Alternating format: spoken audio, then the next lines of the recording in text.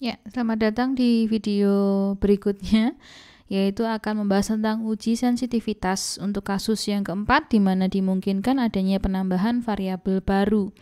Nah, semoga teman-teman masih ingat, ini kasus di mana ada pabrik kimia yang lalu di video uji sensitivitas bagian pertama.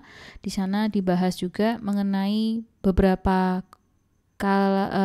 zat gitu ya, untuk yang diproses di pabrik kimia. Nah, kemudian di sini ada kasus tambahannya di mana ada variabel baru, yaitu mengenai zat D. Nah, di sini sudah diberikan untuk zat D-nya dibutuhkan 1 kilo zat P, 1 kilo zat Q, dan 1 kilo zat R dengan keuntungan zat D-nya adalah $10 tiap kalengnya.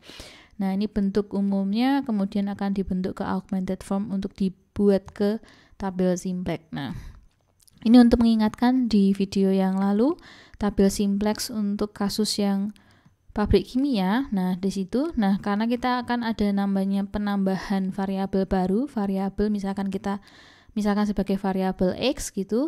Nah, kita akan berfokus pada tabel iterasi yang paling optimum, tabel iterasi yang kedua. Nah, dari tabel iterasi yang kedua ini nanti kita akan tambahkan atau sisipkan satu kolom di setelah S3 dan sebelum RHS atau di antara S3 dan RHS, yaitu kolom X, di mana kolom X ini berisi koefisien-koefisien dari zat D itu tadi. Nah, kemudian dicari juga nilai ZC dan ZC-CC-nya. Nah, ternyata di sini diperoleh nilainya negatif. Nah, kalau nilainya negatif, maka kita perlu lakukan iterasi yang seperti biasa.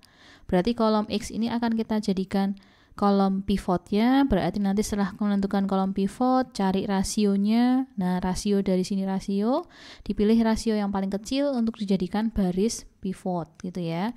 Nah, kalau sini jadi baris pivot, berarti ini satu utama, elemen yang lain di sini di atasnya harus dibikin 0 dengan operasi baris elementer.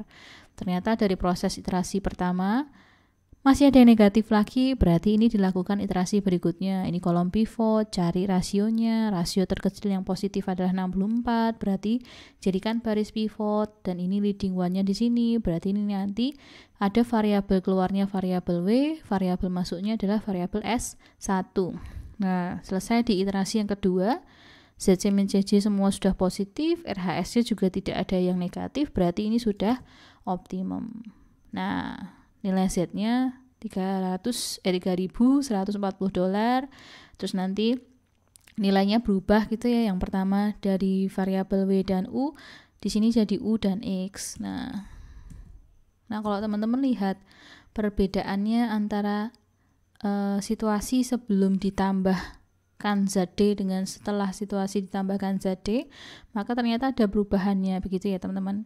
Nah, ternyata setelah ditambahkan adanya kendala koefisien baru itu tadi zat D, maka keuntungannya pun meningkat. Jadi dari 2.700 menjadi $3.140. Nah, kemudian untuk bahan yang diproduksinya pun juga berbeda. Yang semula U-nya diproduksi 460, sekarang diproduksinya 292. Yang semula memproduksi W 200, sekarang tidak memproduksi W tapi justru memproduksi X sebanyak 168 gitu.